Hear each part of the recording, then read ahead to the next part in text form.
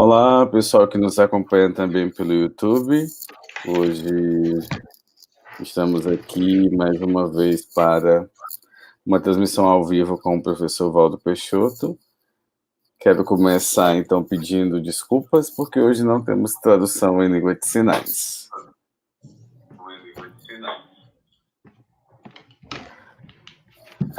Então,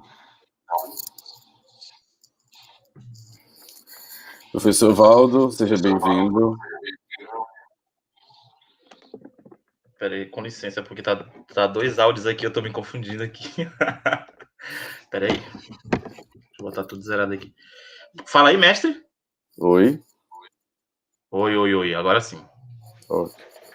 Beleza. Pronto. Então, vamos lá. Então, o tema de hoje, para quem está nos acompanhando, tanto pelo Instagram quanto aqui no YouTube, o tema... Então, temos aí o professor Ribamar, para quem não me conhece, sou o coordenador do Laboratório de Leitura e Tradução Textual, e temos o Valdo Peixoto, que é professor de língua portuguesa e colabora sempre com o laboratório. Então, o tema de hoje é segurança pública no Brasil, avanços e desavanços. E é importante, né, sempre lembrar que a nossa conversa, ela sempre leva em conta 4 aspectos. Primeiro, falamos dos conhecimentos prévios, depois das áreas de conhecimento que envolvem a temática, em seguida, as teses e os argumentos, apresentamos duas teses e dois argumentos para cada tese, e ao final, a proposta de intervenção. E é sempre importante lembrar que esse material depois fica lá na descrição do vídeo, e vocês podem acessar depois. Então, para começar, pessoal, mais uma vez, muito obrigado. E vamos começar pelos conhecimentos prévios. Tá bom. Boa noite a todos e todas. Professor Ribamar, eu não sei, eu não tenho mais a contagem de qual live já é essa, não sei se é sexta, sétima, já são tantas.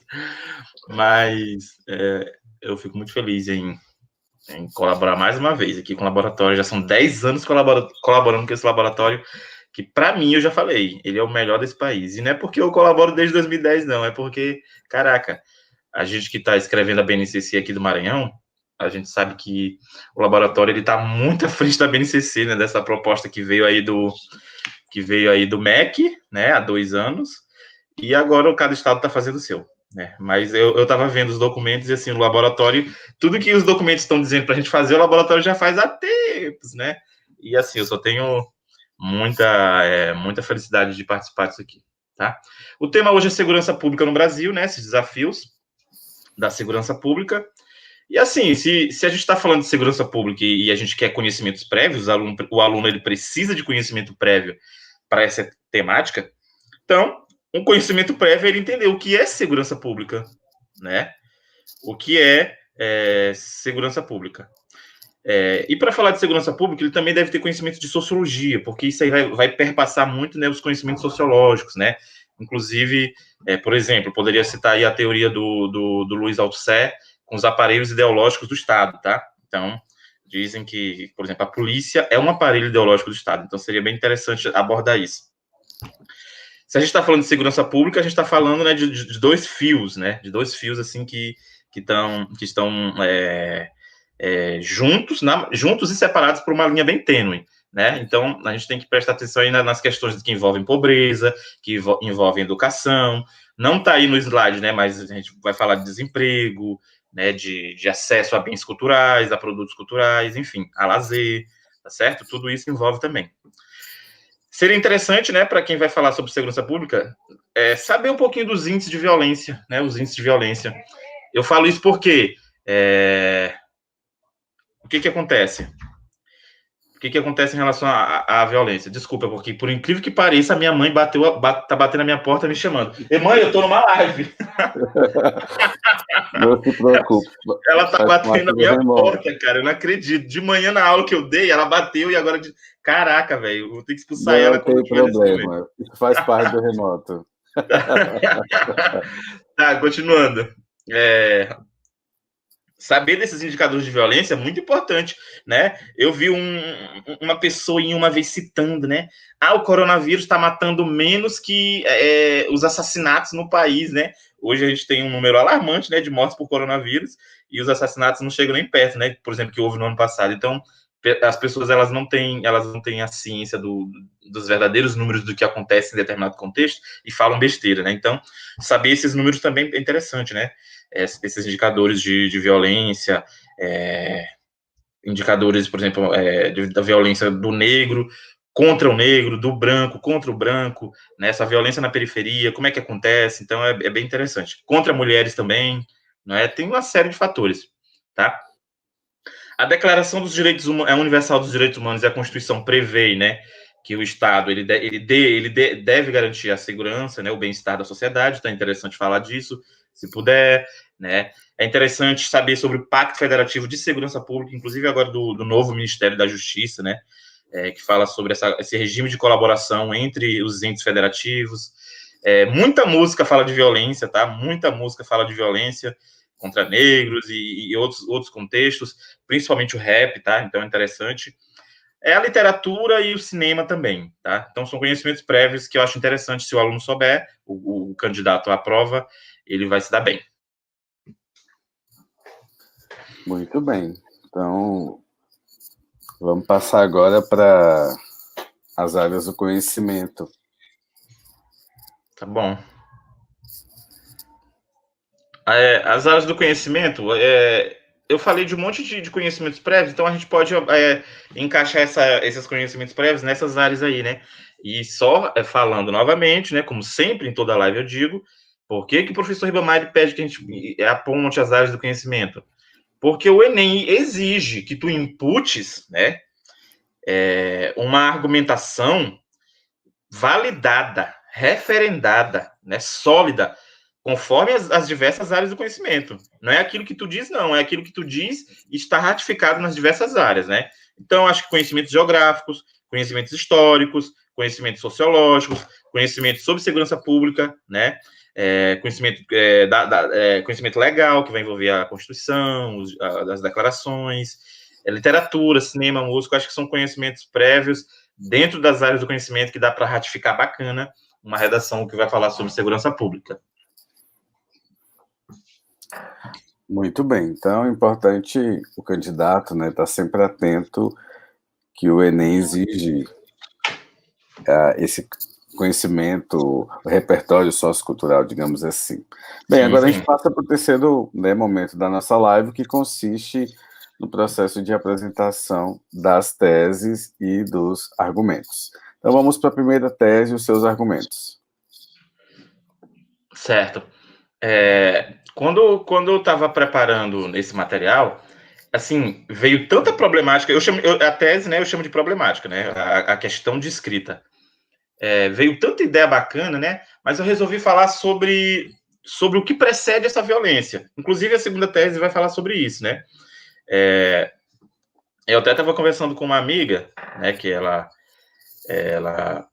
ajudou na discussão, né? Ela falou assim: poxa, será por que o poder público, né? Ela me disse assim: será por que o poder público não debate? Ela falou só de debate, né? Não debate, não discute a questão da periferia, dos centros urbanos e do que precede essa violência, né? Então, é uma tese interessante, né? Então, não há debate por parte do poder público sobre o aumento da criminalidade e violência nas periferias e centros urbanos, né? De maneira efetiva. Não há. Porque se debatesse de fato, encontrariam, né, vamos supor, pelo menos meios de diminuir, de minorar, de mitigar essa problemática, entende? Então, eles já querem resolver o problema no fruto da questão, né? Eles já vão lá resolver o problema que já está disseminado, mas esquecem da raiz, né? Então, por quê? Porque não há esse debate. Então, o argumento 1 para essa tese, né, numa escrita, seria que a segurança pública é dever do Estado e, por sua vez, não há diálogos e estudos sobre o porquê do aumento da violência e criminalidade, né? Eles mostram números, e esquecem da pobreza, da educação, da desigualdade social, da falta de emprego, da falta de lazer, da falta de saneamento, né, de uma série de questões.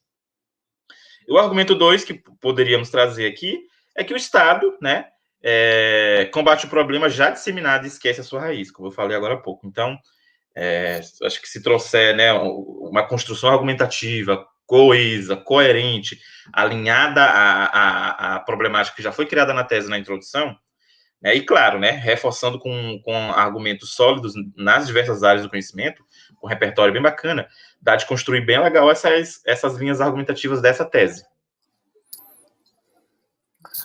Muito bem, professor. Então, é importante, né, frisar que nessa primeira tese, a ideia é reforçar que o poder público, né, não discute o porquê que aumenta tanto essa violência, principalmente na periferia, né, nas zonas mais periféricas e nos centros urbanos. Passamos, então, agora para a segunda tese e seus argumentos. Mestre, volta na tese A rapidinho, é só tentar referendar com a área que, por exemplo, eu e você trabalhamos, né? Eu e você trabalhamos. É educação, a gente trabalha com educação. Quando a gente encontra determinado problema, determinada problemática, determinado contexto que é preciso resolver, né? E a escola precisa resolver, por exemplo, a turma X tem um grande índice de analfabetos funcionais, por exemplo, que foi inclusive o tema da tese passada, né? Normalmente a gestão da escola ela verifica essa problemática numa avaliação diagnóstica, chama os professores, criam estratégias, né, para tentar diminuir isso, né, e essas estratégias são aplicadas. Por exemplo, o senhor faz isso muito com o laboratório, né, o laboratório ele serve justamente para tentar diminuir algumas mazelas, né, e tentar aumentar a proficiência de determinadas competências desses alunos do ensino básico, médio regular e médio técnico. Então, é isso que o poder público deveria fazer com também a segurança pública, né? Poxa, o problema é esse, vamos discutir e tentar resolver isso, né? Isso foi tentado, sabe quando? Naquele projeto do governador, acho que era o Eduardo Paes, ou então o Cabral, quando ele botou as polícias, a polícia pacificadora, acho que era o nome, né, nas periferias do Rio de Janeiro e tal. Foi uma ideia interessante, mas assim, eles botaram polícia lá, esqueceram do mais importante, né, que era emprego, que era lazer, que era quadra pra galera jogar bola, enfim, né, só botou-se polícia lá, esqueceu o restante. Então, mas eles pelo menos pensaram, né, eles pensaram, infelizmente não deu certo. Então pode passar aí. Isso, antes de passar, é sempre importante frisar que, por exemplo, o poder público nunca de fato conversa. Por exemplo, estamos em tempos de pandemia, se fala muito sobre a retomada das escolas, né, das aulas, melhor dizendo, sim. Mas os professores nunca são consultados, né? E eles estão decidindo em casa, de maneira remota, que nós, professores, deveríamos voltar para a sala de aula, porque muita gente acha que o professor está só em casa recebendo salário, né? E esquece muitas vezes que a gente tem um trabalho, muitas vezes, maior agora do que em relação ao ensino presencial. Então, vamos lá, seguindo e passando para a próxima tese. Inclusive com as mães batendo a porta da gente, aí aumentar nosso salário por causa disso ninguém quer. Vamos lá. A tese B é o aumento da criminalidade, da violência, precede o aumento do desemprego e da pobreza. Entendeu? Não tem para onde correr. Isso aí é um argumento, inclusive, que eu poderia até botar no lugar comum, que todo mundo sabe disso, né? Os lugares mais pobres, os lugares mais insalubres, ou os lugares onde há maior vulnerabilidade social, né? E isso quando a gente preparou o nosso Plano Nacional de Educação, Plano Estadual de Educação, Plano municipal, né? Eu ajudei a construir o Plano Municipal de Educação da cidade de Rosário e de Itapé-Coruja, duas cidades, né? E lá nós tínhamos um itemzinho lá de uma competência, de uma estratégia, que era, né, tentar empregar o ensino integral nas áreas de maior vulnerabilidade social, né? Ou seja, esses locais aí onde a criança está mais exposta à violência, à criminalidade, não tem para onde correr. Esses lugares são, né, onde há mais aumento da criminalidade, onde há mais pobreza, ou onde nasce essa raiz, né? Essa raiz desse problema todo, né? Então, e é isso que o poder público tem que ver, tem que observar, né? As questões de educação, pobreza, desigualdade social, né? Que está tudo relacionado à violência. Se não tem educação, se tem pobreza, se tem desigualdade, a violência vai estar presente, não tem por que correr. Drogas, criminalidade, violência, roubos, furtos, assassinatos, né? Entre outras mazelas. Então, no argumento 1, né, eu trouxe aqui que os lugares mais periféricos, com maiores índices de pobreza e desemprego, apresentam maiores taxas de violência e criminalidade. Tá bom? Não tem. O argumento 2 é que não há um olhar atento à educação, urbanização, lazer e criação de empregos e oportunidades por parte do poder público para diminuir índices de violência e criminalidade. Né? Então, é um argumento, são 2 argumentos que eu trago para essa tese aí, né? A pobreza aumenta, a desigualdade social aumenta, o desemprego aumenta, pode ter certeza que criminalidade e violência também vão aumentar, tá bom? Também vão aumentar. Então, para quem está nos acompanhando, né, tanto no Instagram quanto pelo YouTube, então as teses sugeridas pelo professor Valdo, a primeira é que haja um debate do poder público, né, sobre por que tem esses índices de criminalidade, digamos assim, e a segunda tese é que esse aumento da violência ele precede, consequentemente, o aumento do desemprego e da pobreza, porque quando as pessoas estão, né, em situação de vulnerabilidade social, muita gente quer sobreviver, né, e às vezes como é que pode dizer, a violência não é que é o caminho, mas às vezes é a alternativa, né, infelizmente. Bem, então, depois de falarmos sobre as áreas do conhecimento, sobre, né, os conhecimentos prévios e as teses, os argumentos, a gente sempre finaliza propondo uma proposta de intervenção. Propondo uma proposta, bacana. Gostei. Foi mal. Mas é isso. Apresentando uma proposta de intervenção. Vamos lá, grande mestre, é nóis. Não tem pra onde correr. Competência 5 do Enem, galera. É competência 5. É 200 pontinhos. Tu quer medicina, tu quer direito, tu quer engenharia, ganha esse 200 pontos, meu papai, que é um 200 pontos. São 200 pontos muito fáceis de ganhar, tá bom? O que tem que fazer? Apresentar uma proposta de intervenção completa, validada, execuível, apresentando 4 elementos e um detalhamento. Quem vai fazer, o que se vai fazer, como se vai fazer, para que se vai fazer, e esse detalhamento. Então, aqui, né? Aqui os elementos, galera. Eu pus aqui que se a gente está falando de pobreza, educação, o governo não faz nada, o poder público não faz nada, então vamos lá. Cabe à governança brasileira, em colaboração com os entes federativos, né, Estado, município e União, ok? Estado, município e União, criar um pacto de aliança que discuta, né? Mas assim, não é só os mandatários, não. Traz a sociedade, traz os professores, traz os chefes de comunidades, tá bom? Para discutir isso, né? Que discuta com esses profissionais de todas as áreas estratégias e ações que visem mitigar a pobreza, né? A falta de empregos, o acesso ao lazer, os produtos culturais, a profissionalização. Né? Esses jovens eles querem educação profissional também e querem trabalhar, né? Porque se ele não tiver uma profissão, ele não vai entrar no mercado de trabalho, né? Aí o mercado de trabalho vão sair as notícias aí dizendo que existe emprego, mas não tem mão de obra qualificada, né? A gente vê muito isso. Tem emprego, mas não tem mão de obra. Mas por que não tem mão de obra qualificada, né? Cadê o acesso a isso? Por que esses jovens não têm esse acesso?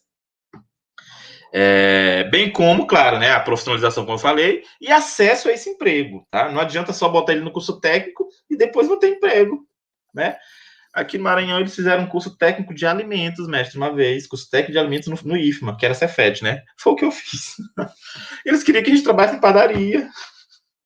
Eu estudei 3 anos de tecnologia de alimentos para fazer pão. Eu não estou dizendo que é errado fazer pão, tá? Pelo contrário, inclusive adoro pão. Mas eu estudei tanta química, para estagiar numa padaria, para fazer bolinho de queijo.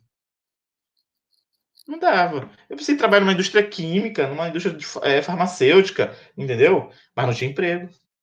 Não tinha. Eu fui para letras, graças a Deus, estou aqui na letras. Então, não adianta só profissionalizar, e por isso que eu botei aqui, e não dar acesso ao emprego. Tá bacana? Não adianta tu botar um curso de enfermagem em Floriano, no CTF, né? E não ter vaga para esses meninos em lugar nenhum. Não adianta, tá? De jovens e adultos, para que a criminalidade e violência diminua nos centros urbanos e periferias. vai diminuir, pô, vai diminuir se essa galera tiver acesso à escola, uma educação de qualidade, a um curso profissionalizante, a um curso superior, uma educação superior de qualidade, tá bom? Então, essa é a minha proposta, eu acho que é execuível, dá de pensar, dá de fazer, né? E inclusive, pode ser uma ideia bacana aí para quando a gente for prefeito de alguma cidade aí, sei lá. Você vai ser prefeito de Floriano um dia, eu tenho certeza disso. Deus me livre. Há quem diga que é melhor colocar arma na mão do que livro, né? Pois é, né, cara? É complicado. Eu acho que acho que agora no Instagram deve ter melhorado o áudio, não sei, vocês Eu não continuam sei se com eu eco. tô. Cara, eu tô muito bonito, bicho. Bem, a galera que está acompanhando a gente no Instagram, eu peço desculpa pelos problemas técnicos, se tá dando eco na minha conexão, enfim, mas a gente está aqui no YouTube e a Erika me falou que não tá dando eco aqui no YouTube, então fica lá gravado, vocês podem assistir depois, ver todos os esqueminhas que a gente sempre faz em todas as lives. Então, pessoal, esse foi mais uma live do Enem Solidário Redação. Acompanhe a gente no laboratório, né? Esse vídeo fica gravado, fica disponível aqui no canal da TV Radiotech, e no link vai estar o material que a gente utilizou no encontro de hoje. Passo para o professor Val das considerações finais para encerrar a nossa atividade de hoje. Eu queria só agradecer novamente, né, em poder falar sobre mais um tema, mais uma discussão bacana. A gente já falou de educação em tempos de pandemia, a gente já falou de analfabetismo funcional, né? Agora a gente está falando de segurança pública, outros temas aí que eu já até esqueci, a gente já teve tanta live que eu já até esqueci, mas assim, toda live é um estudo, é um pensamento, é uma forma de elaborar uma estratégia discursiva, um projeto de texto, né? É uma proposta de intervenção, porque isso aí é outro texto, isso é ciência que a gente está produzindo, né? Então, eu queria só agradecer e assim, galera, só se aprende a escrever escrevendo, tá? Não adianta só assistir live, só ler o material que está disponível, tá bom? Procura escrever, tá? A vida é combate que os fracos abate. Então tá, pessoal, mais uma vez, muito obrigado, né, pela colaboração. Eu vou me despedindo aqui do pessoal do Instagram, agradecendo pela presença de vocês. E aqui o pessoal do YouTube, né, não deixa de seguir o canal da TV Radiotech, acessem o site do laboratório, labproducãotextual.com, né, e aí vocês lá têm todo o material disponível do Enem Solidário Redação, que compartilha, é uma ação social de extensão, tem a parceria com a Universidade Federal de Minas Gerais, do Centro Pedagógico, e a gente compartilha vídeos, materiais e as próprias lives ao vivo. Geralmente ela acontece sempre às quartas-feiras, a cada 15 dias. Então, muito obrigado, boa noite, espero que todos fiquem bem. Até mais.